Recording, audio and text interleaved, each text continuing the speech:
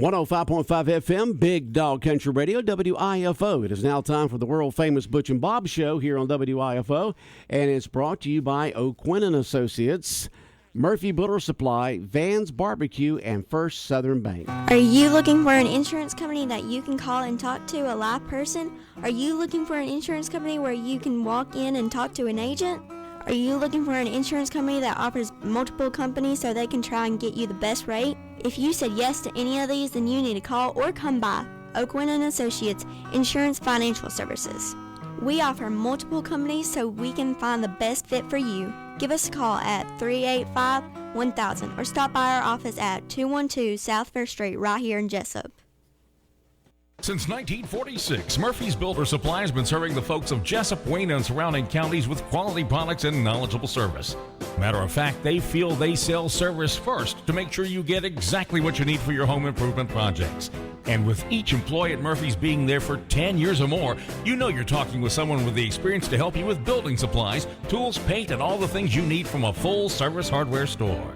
The best choice in home improvement is Murphy's Builder Supply, 156 Northeast Broad Street, Jesup. When it comes to barbecue, Van's Barbecue in Jesup is the place to be. A small family-owned business located at 1876 on the Savannah Highway. Van's Barbecue has lunch and dinner special. Stop by or call to make an order. The number to call, 427-3358. Van's Barbecue's new manager is Sarah Van. Van's Barbecue offers potato salad, coleslaw, baked beans, and don't forget their delicious mac and cheese. Also, check out their shrimp plates, the best in town. Yes, when it comes to barbecue, head to Van's Barbecue, locally owned and operated. Stop by and tell them the Big Dog sent you. Once again, the number to order, 427-3358. Hi, I'm Raymond Brown. And I'm Mandy Yeomans. At First Southern Bank, our customers are like family. As a locally owned community bank, we're dedicated to helping our clients succeed. We have loans for every need, whether it's personal or business. We have lines of credit, auto loans, equipment loans, and of course, we offer mortgages. Stop by our bank or call us at 912-588-1010 and see how First Southern Bank can help you. Member FDIC Equal Housing Lender. The following is an exclusive presentation of Jesup Broadcasting, the sports leader in Southeast Georgia.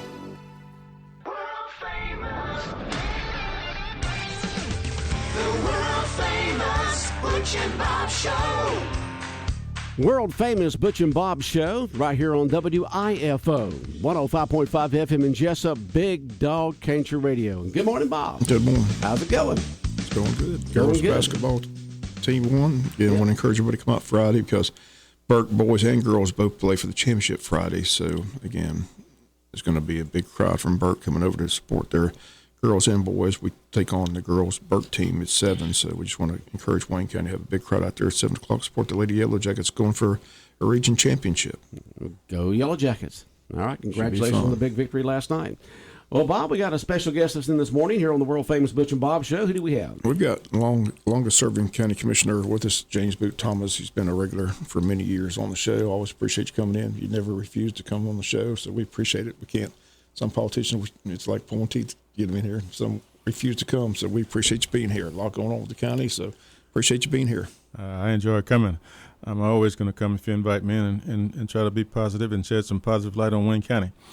As the kids say at the high school when I was there, I ain't scared. So, well, first, I wanted to start. Most people are asking, "What's the update on where the search is for a new county administrator?" What's that now? I said, "What's the update on the search for the new county administrator?"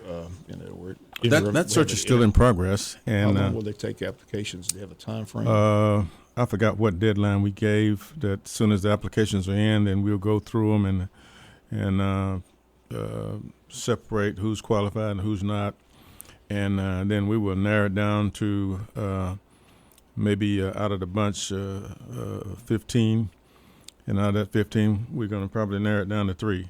Wow, you're going to have that many apply.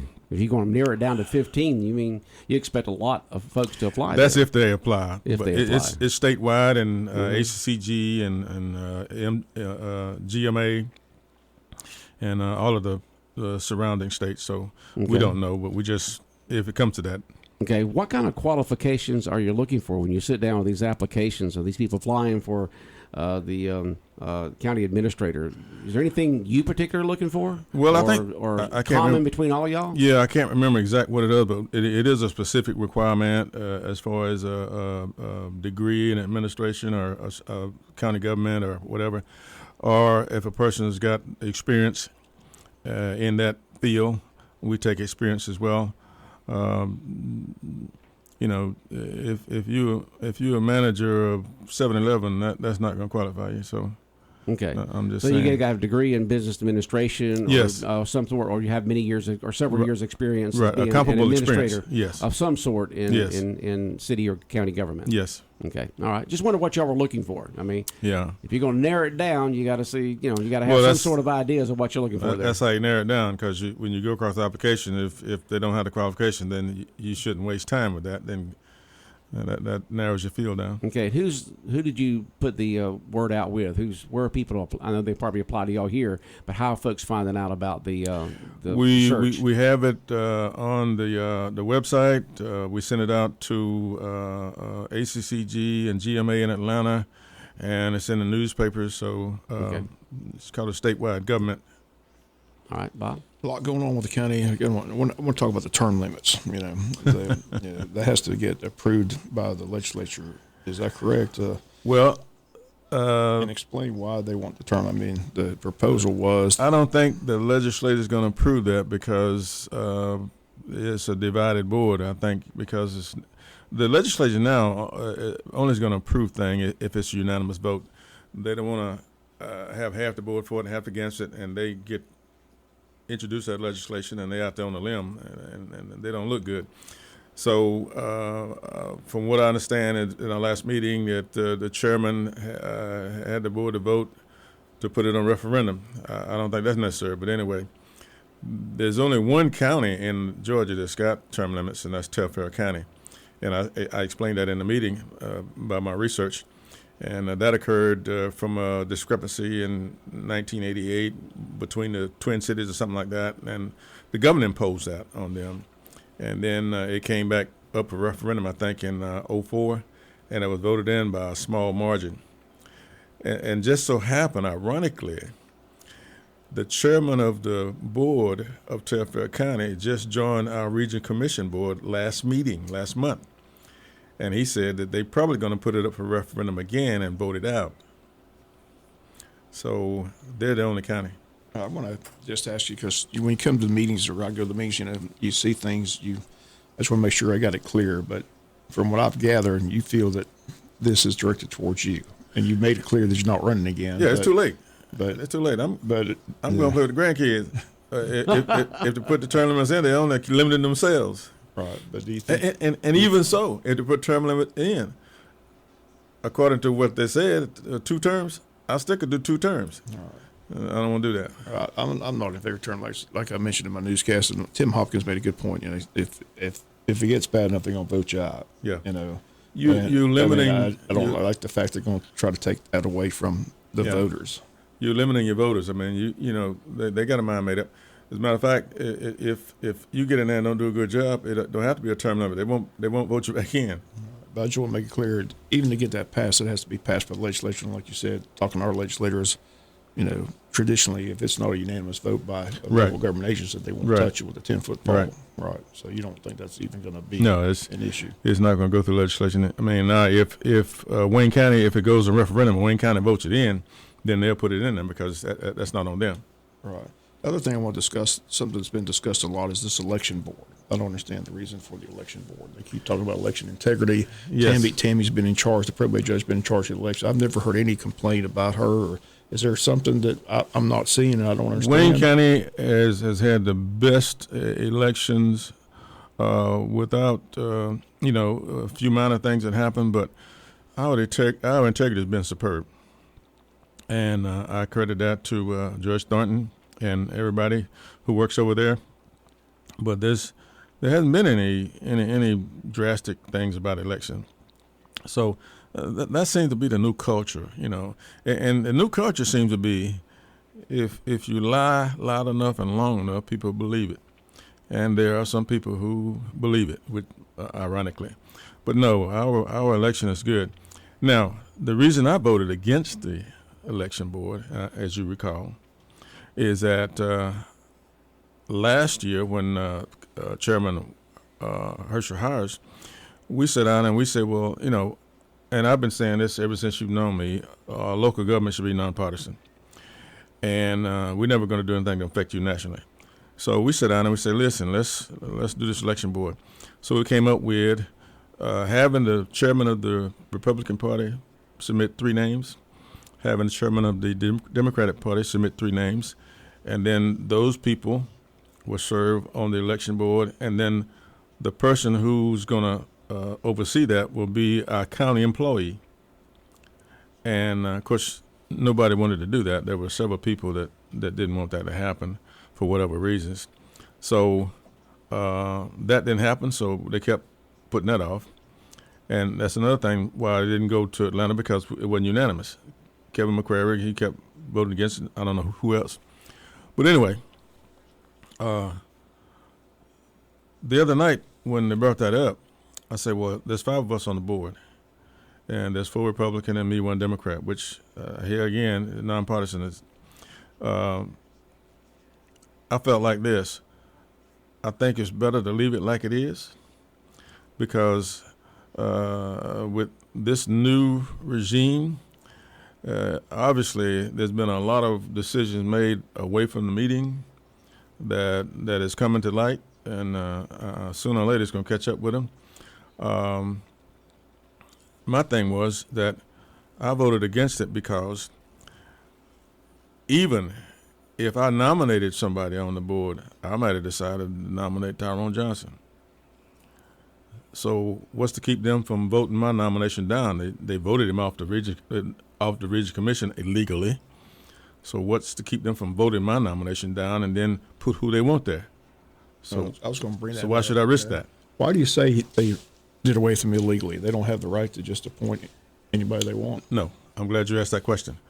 This is our book. Let me clear. We just need, some people out there probably don't know what we're talking about. Yeah. Tyrone Johnson was appointed previously to the Region Commission board as a third member. And at the first meeting of the year, they voted to remove him from right. And at the last meeting, they put Dawson Trapnell to replace him. So after he was reappointed in December. You voted no twice. Tim Hopkins voted no the first time, but the second time he voted along to go ahead and make the new appointment. But why, again, are you saying that's illegal? Because according to our policies, and this is our policy that we got. This is our policy book right here in boards. That's Wayne County? Wayne County. Okay. You see that? Yeah, I just want to make, for folks listening out there, they might not know what you're, Wayne County policy. They can't see you showing Wayne You see how County thick policy. this thing is. Yeah, big. Now, this is a book that we all get, and the new commissioners got the same book, and they came in right off the bat making decisions and not knowing what they're doing. Okay, that's one of them. This is the policy. It's got all the boards in here and everything, and it says here, we follow state code. We're on the DCA, and all the monies that come down to DCA come to us, which are federal monies. So federal monies are nonpartisan. So by putting him off the board, saying that you want a conservative or Republican, whatever the case may be, then you're putting us in jeopardy of losing our federal monies. It says here, term of council members shall terminate immediately upon any of the following: resignation of the council, death or inability to serve on the council due to medical, whatever reason, written notification by the appointing authority of the change of appointment. In other words, even when a term is up, we have to notify them in writing that we are going to appoint somebody else instead of the same person. That's what written in is. And it says change in status of elected or appointed city or county government, or, those are the changes. And here it is in writing. It didn't say anything about changing a person because of their party affiliation. So your contention is it's a nonpartisan position, and right. The fact that they exactly. made the statement they wanted conservative, that's where it's illegal. Yes, that violates the state code, and the state code I keep hearing there might be a possible lawsuit by Tyrone. You know Tyrone well. Is that forthcoming? It's on the way. Here again, This is code OCGA 50-8-34. That's Georgia code. That's Georgia law. How long are the terms? Why do you think they just didn't let him serve out the term? The term is 1 year. That's what I'm and saying. according to this book, why didn't they just wait? Why do you think they had to remove why him? they didn't wait till our county administrator serve out his term at the end of the year? He sent in a letter saying he's going to resign. He wasn't going to seek to be rehired at the end of his contract. Okay, so, but. Well, you know more about that because you were at the 3-hour executive session. Right. You come in and you fire him. We don't get to sit on the executive sessions. Right. You know more about why that. Now you got to pay. You got a badge contract. So you come in running on the auspices that I'm going to save the county money, and you come in costing the county money right off the bat because then you got a badge contract. You got to pay his insurance and everything until October. That's close to $100,000.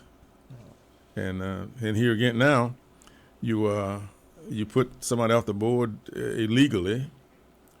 Well, that's probably going to be a lawsuit. I don't know what it's going to cost, but that's one thing that's got us in a hole back in the day when we had all these lawsuits against forestries and Rainier and everybody else. And once we stopped doing that, we got out of it.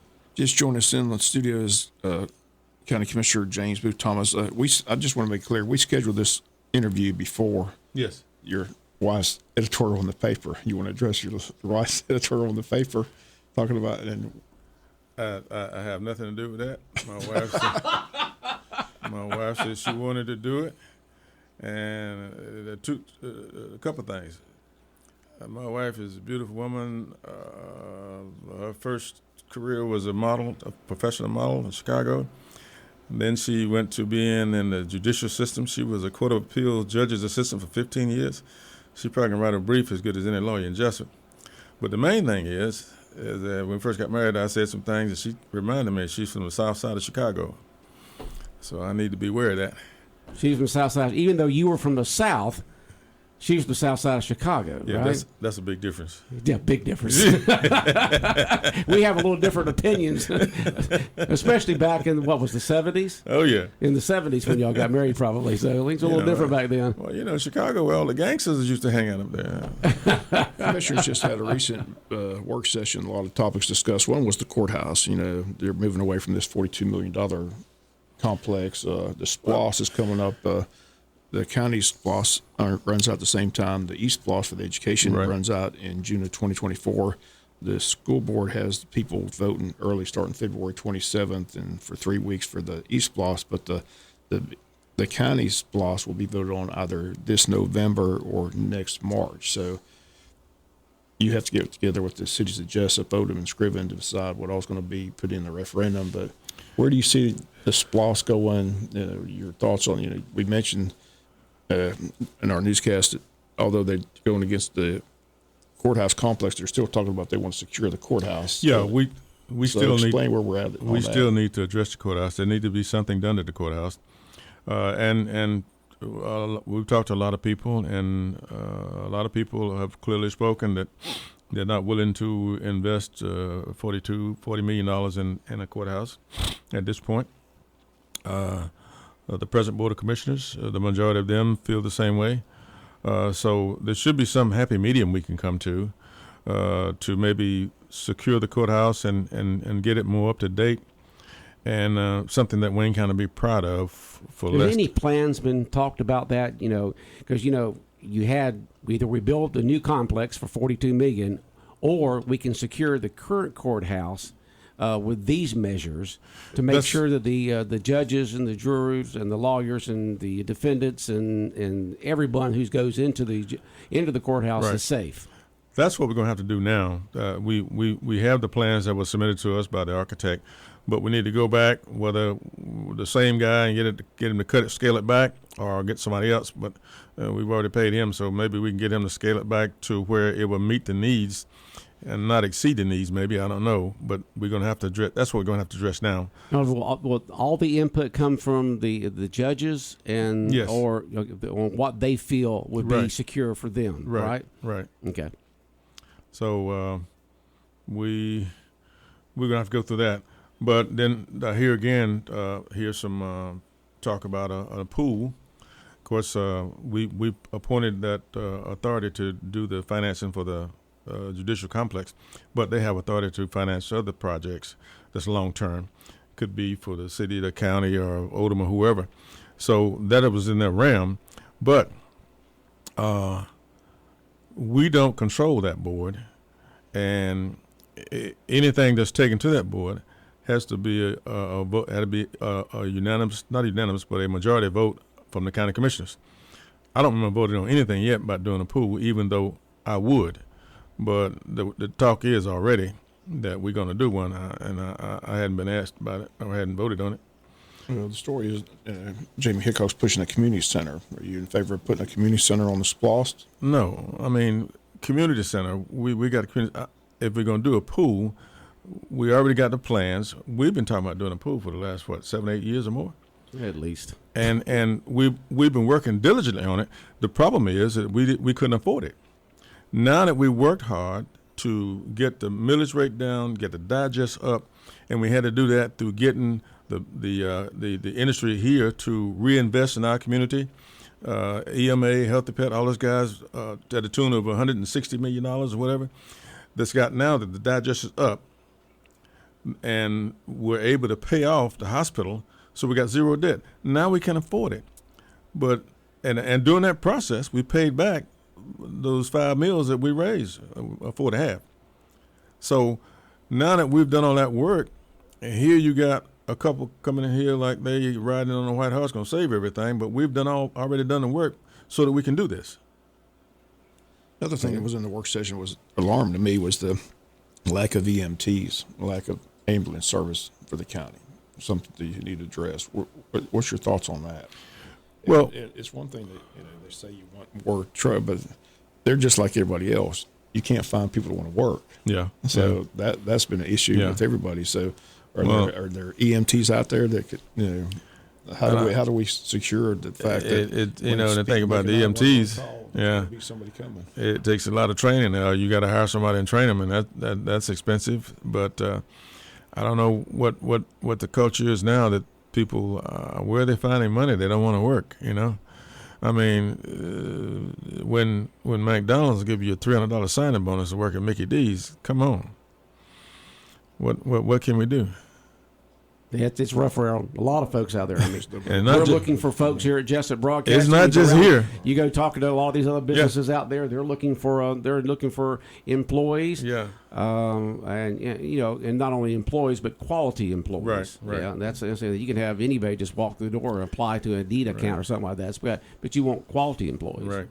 Another thing they're working on is the volunteer fire department and work departments. From what I understand, they secured and several parcels of land, one on Tank Plant Road, one on Oglethorpe Road. Is that correct? I think we're negotiating on the one on Tank Plant. I don't know whether the one on Oglethorpe Road is going through or not, but Commissioner Gordon is doing that, and it's in his district. So, but we decided a couple of years ago, we saw this coming down the road, that we was going to have to, eventually we're going to have a county fire department. There's no doubt about it. And as a result of that, the city, we had to pay them a contract with them $300,000 for their people to come out in the county, because they had to have at least 4 or 5 people at the station when they're gone, because they were leaving their people uncovered. So we agreed to do that. Are we unique because you've been in the county government now for since a commissioner since 1992? Are we unique in not having a county fire department, or do most counties have their biggest town with a fire department and contract with them? No, we're not unique. In rural Georgia, there's a lot of counties that do the same thing, that we contract out or have some kind of agreement, and we put a volunteer fireman. And here's another thing that I found out by talking to the state fire chief. There are a lot of counties who man their fire station with prison employees. I mean, they pay them a minimum or whatever it is, but it saves the county a lot of money, and I think that's something that we should look at as well. Well, as a matter of fact, Odom was manned by prisons, only the prisons of Long State. They still go over there every day, I believe. We're only 2 months in with this new board. I just want to get your thoughts on where where this new board's going. It seems like the power has changed. You used to be with the majority 3. Now it looks like you're on the minority 2. So how do you see it moving forward? I've been there before. When I was first elected, I've been there before. So this too should change. I think that these decisions that are being made are not sound decisions, that they're being made on personal feelings and or personal vendettas, whatever the case may be. But just like now, we've already cost the county money for buying out the administrator's contract. Here we are facing a lawsuit. As the saying goes, you think education is expensive. Wait until you see how much ignorance costs. So by not knowing, and here it is, and this is a thick book, and this is stuff that you have to know, or you able to go and refer to it. You just can't make it on feelings. I don't understand why you would do that when a person is doing a great job. Now here's the thing: they said they wanted a conservative on that spot in the place of Tyrone Johnson. There was a conservative in that spot before Tyrone Johnson. He was on the board 3 years. He attended 2 meetings. And who was that? That was Jamie Hickok's husband, the mayor. Ralph Hickox? Yes. So he was on the same board that Tyrone Johnson was on? He was in that same spot. And where are these, or he was in an elected spot, yeah. Explain this board. What does it do? Where does it meet? I mean, What is the board? What's the purpose of that board? The Region Commission Board, they are responsible for overseeing all the grant monies that come through the Region Commission from DCA. We're responsible for workforce development, just like we have a program right now. And I always I informed the sheriff of it, and the chief already knows. The workforce development has got a program where we have to train our deputies. And the training of the deputies is now running about $9,000 to $10,000. The workforce development program will pay for their training.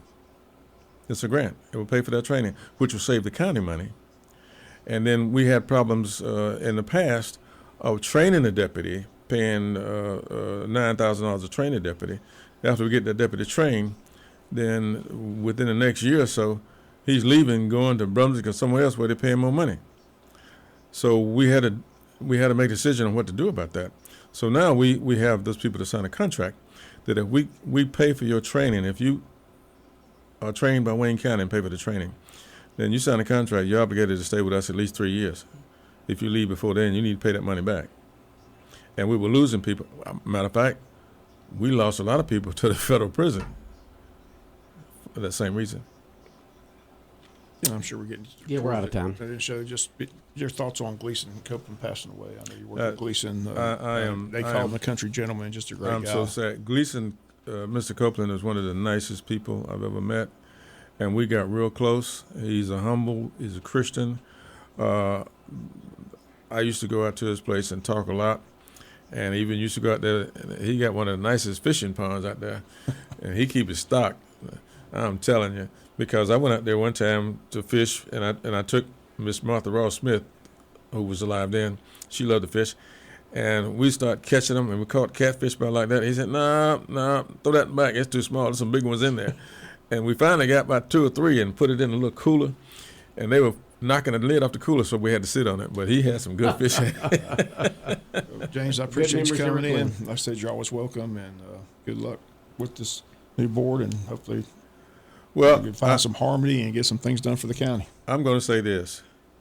The silent majority needs to speak, because if we're not careful at the rate we're going to be back to another 5 mil increase if we're not careful. Okay? As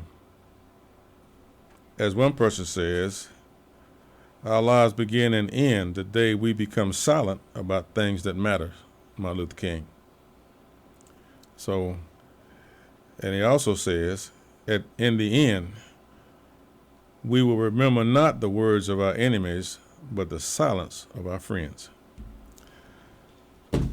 Okay. Appreciate you coming in this morning. Thank you for inviting me. Take care. All right. World famous Butch and Bob Show. That was County Commissioner James Boot Thomas as our special guest this morning on the world famous Butch and Bob Show. And remember, the Butch and Bob Show is podcast every single day on our website at bigdogcountry.com, bigdogcountry.com. Just scroll down till you see B&B Show, and we'll have it up there by 12 noon today, along with our local news and local sportscast with Bob. World famous Butch and Bob Show brought to you by O'Quinn & Associates, Murphy Builder Supply, Van's Barbecue, and First Southern Bank.